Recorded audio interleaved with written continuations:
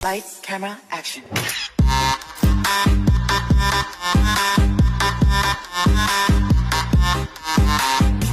রেগেন aesthetic ক্লিনিকের aesthetic আড্ডায় আরো একবার চলে এলাম। আজকে আমাদের স্পেশাল গেস্ট শম্ভু।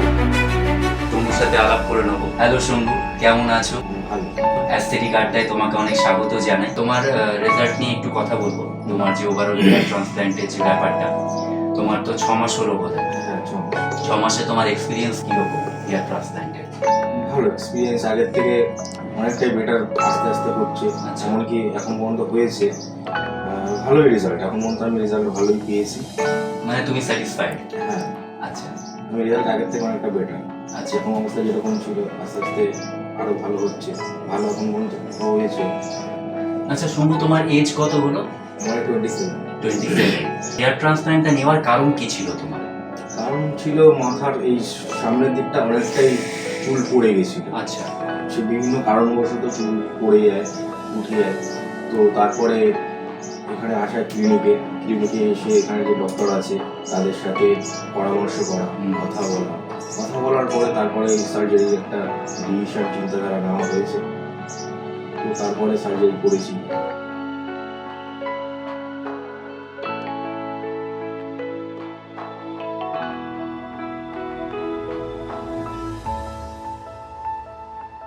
করে এখন পর্যন্ত এই যে 6টা মাস হলো, হওয়ার পরে আজকের তার রেজাল্ট এই যে। এই রিগেন অ্যাস্থেটিক ক্লিনিকে যখন প্রথম তুমি এসেছিলে, সেই দিনের এক্সপিরিয়েন্সটা, অভিজ্ঞতাটা কিরকম ছিল, যদি একটু আমাদের দর্শকদের সাথে শেয়ার করো। এক্সপিরিয়েন্স ভালো ছিল, সবার ব্যবহারটা অন্যরকম ছিল। কি করে কি করতে হবে, কোনটা করলে কি ভালো হবে, সার্জারি করতে গেলে কি কি তার জন্য করণীয়, কিংবা সার্জারিতে কীরকম কি খরচা, সার্জারিতে কি কি মেনটেন করতে হবে, কয়দিন বাড়ির বাইরে বেরোতে পারবো, কয়দিন বেরোতে পারবো না, ঠিক আছে। তারপরে মেডিসিন, কীরকম কি মেডিসিন লাগবে, তারপরে কতদিন পর্যন্ত মেডিসিন চলবে, এইসব বিষয়ে সব পুরো ক্লিয়ার এখান থেকে বলে দেওয়া হয়েছিল। এমনকি সার্জারি থেকে শুরু করে কতদিন পর্যন্ত পুরো কেয়ার করা হবে, সব অল টোটাল এখান থেকে বলে দেওয়া হয়েছিল। এমনকি ফোনে বিভিন্ন রকম যদি কোনো প্রবলেম হয়, কোনো সমস্যা হয়, যারা এখানকার ডক্টর আছে তাদের সাথে পরামর্শ করা, কথা বলা, বলে তার একটা সলিউশন বার করা।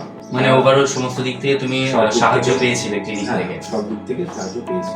আচ্ছা, এখানে ক্লিনিকের অ্যাম্বিয়েন্সটা কিরকম? ওভারঅল অ্যাম্বিয়েন্সটা, তুমি যেদিন তোমার ওটি হয়েছে, যেদিন তোমার সার্জারি হয়েছে, ওটি অ্যাম্বিয়েন্সটা কিরকম, বা এখানে টেকনিশিয়ানসদের কাজ, বা আমাদের এখানে সিনিয়র যিনি প্লাস্টিক সার্জন এবং হেয়ার ট্রান্সপ্ল্যান্টের স্পেশালিস্ট ডক্টর তৌফিক স্যার আছে, তোমার একটা ছোট্ট যদি এক্সপিরিয়েন্স আমাদের দর্শকদের সাথে শেয়ার করো। সার্জারির দিন সকালবেলা যখন আমি এসেছিলাম, আসার পরে তার 10-15 কি 20 মিনিট পরে আমার সার্জারি শুরু হয়েছে। আচ্ছা। তো সার্জারির সময় আমি কোনো যে সার্জারি করতে গেলে অনেক সময় যে আমি একটা আতঙ্কের মধ্যে ছিলাম, নিশ্চয়ই নিশ্চয়ই। যে ব্যথা লাগবে কিনা, কিংবা কতক্ষণ লাগবে, কি হবে, হ্যাঁ। সার্জারিতে মানে কোনো সমস্যা হবে কিনা, এরকম একটা ছিল। বাট যখন সার্জারিতে আমি যখন ওটিতে ঢুকেছি, তারপরে জাস্ট ব্যথা তো সেরকম কোনো কিছু লাগেনি। ব্যথা ওই প্রথম জাস্ট একটা যে সিরিঞ্জ হয়, হালকা একটা পিঁপড়ের কামড়ের মতন, জাস্ট একটা কামড়। তারপরে যতক্ষণ আমার সার্জারি চলেছে, এখন তখন পর্যন্ত কোনো ব্যথা আমি মানে মাথায় আমার ব্যথা লাগেনি। সার্জারি বেশ কিছুক্ষণ চলেছিল।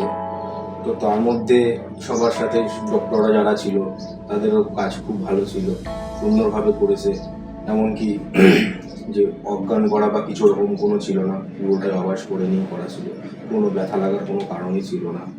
তারপরে করার পরে আমি যেরকম ব্রেক হয় সেরকম আমি রেস্ট নিয়ে আমি সব রকমই সব কিছুর মধ্যে দিয়ে আমি এটা করেছি। আচ্ছা, আমি পুরোপুরিভাবে দু চোখ খুলে আমি বুঝতে পারছি যে আমার একটা কিছু হচ্ছে। সার্জারি মানে শুধু ফিলটাই করতে পারোনি, ওভারঅল এমনি তুমি সমস্ত কিছুই উপভোগ করতে পেরেছো। বুঝতে পেরেছি। আচ্ছা আচ্ছা শম্ভু, আমার একটা কথা বলো। অনেকে আছে যারা হেয়ার ট্রান্সপ্ল্যান্ট, মানে যাদের চুল ঝরে যাচ্ছে, তোমার মতন এরকম প্রচুর মানুষের সমস্যা আছে। তো অনেক মানুষ কোয়ারি করে, অনেক মানুষ ভয় পায়।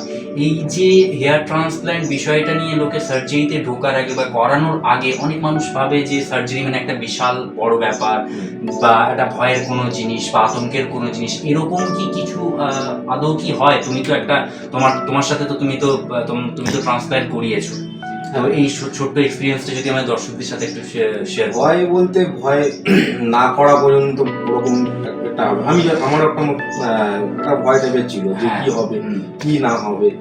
তো ভয় বলতে কিছুই নেই এখন পর্যন্ত। তো এখন পর্যন্ত আমার কোনো সমস্যা হয়নি। পুরো আমি যেরকম আগে সার্জারির আগে যেরকম ছিলাম আমি এখনো সেরকমই আছি। যা যা আগে করতাম সেটাই করে যাচ্ছি, কোনো কিছু আমার বন্ধ নেই। মানে টোটালি আগেও যেরকম ছিল এখনো সেম। এর মধ্যে কি সমস্ত কিছুটার মধ্যে 1 মাস 1.5 মাসের মতন কিছু কিছু জিনিস বন্ধ ছিল, একটু টেক কেয়ারের মধ্যে থাকা এই আর কি। ওটা তো সবকিছুর মধ্যেই থাকা, এটা একটা জাস্ট এইটুখানি। এছাড়া কোনো কিছুই এখনো পর্যন্ত আমার কোনো সমস্যা হয়নি।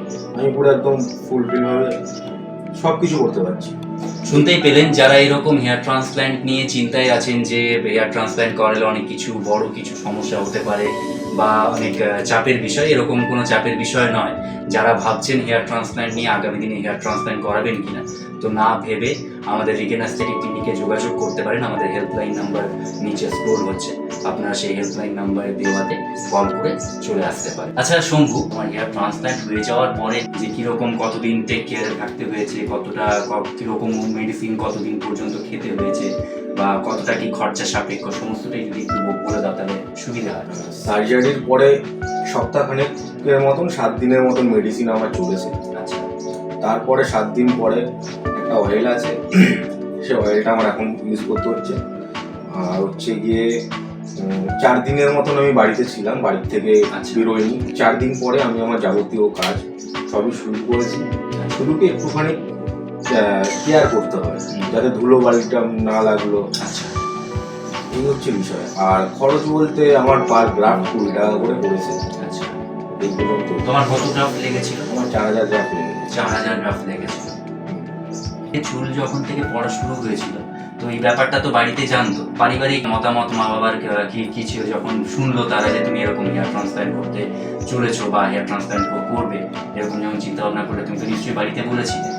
তো ফ্যামিলির কিরকম রিয়াকশন ছিল তোমার প্রতি?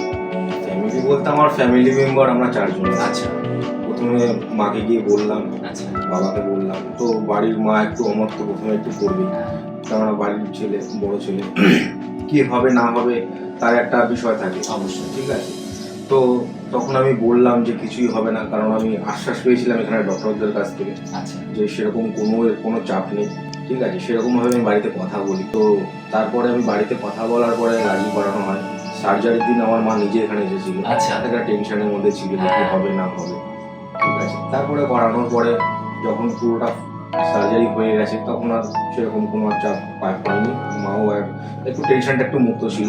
দেখার পর তাদের রিয়াকশনটা কিরকম, তো মানে ফ্যামিলির রিয়াকশনটা কিরকম? ফ্যামিলি মা এখন বুঝতে পারছি যে হ্যাঁ এর কোনো সাইড এফেক্ট কিছুই এখন পর্যন্ত হয়নি, মানে তাহলে আর নেই, ঠিক আছে। রেজাল্ট হয়েছে, মানে রেজাল্ট নিয়ে তুমিও হ্যাপি, যেরকম তোমার ফ্যামিলিও হ্যাপি, তাই তো? ফাইনাল একটা প্রশ্ন তোমাকে আরেকটা করবো, সেটা হচ্ছে যে তুমি তো সমস্ত দিক থেকে যখন স্যাটিসফাইড, তোমার ফ্রেন্ড সার্কেলে তোমার এরকম ট্রান্সপ্ল্যান্ট দেখার পর তুমি কতটা তাদেরকে সাজেস্ট করবে রিগেন অ্যাস্থেটিক ক্লিনিক? তাদের জন্য শুধু একটা কথাই বলবো যে তারা ক্লিনিকে ভিজিট করুক। এখানে যারা ডক্টর আছে তাদের সাথে কথা বলুক, তাদের সাথে কথা বলে তাদের সাথে তারা কি বলে সেরকম বিষয়ে একটা পরামর্শ করুক। যদি সার্জারি করতে হয় তাহলে সার্জারি করুক, যদি কোনো ট্রিটমেন্ট থাকে এর সার্জারির বিপক্ষে তাহলে সেটা করুক। তবে এখানে অন্তত আমি মনে করি যাদের এরকম সমস্যা হচ্ছে বা কিছু, তারা অন্তত একটা বারের জন্য সে ক্লিনিকে ভিজিট করুক। Thank you so much Shambhu, আজকে অ্যাস্থেটিক আড্ডাতে সময় দেওয়ার জন্য। অনেক দিন ধরে তোমার সাথে আড্ডা দেবো করে দেওয়া হয়নি, ফাইনালি আজ তোমায় পাওয়া গেছে তোমার ব্যস্ত শিডিউল থেকে। এরকম আড্ডা এপিসোড আমাদের রিগেন অ্যাস্থেটিকের চলতে থাকবে, আপনারা পাশে থাকবেন, সাবস্ক্রাইব করতে থাকবেন। এবং thank you Shambhu once again. ভালো থেকো, সুস্থ থেকো। তুমিও ভালো থেকো, সুস্থ থেকো, এবং এই ক্লিনিকের প্রত্যেকটা সদস্য সবসময় ভালো থাকো, সুস্থ থাকো। Thank you so much.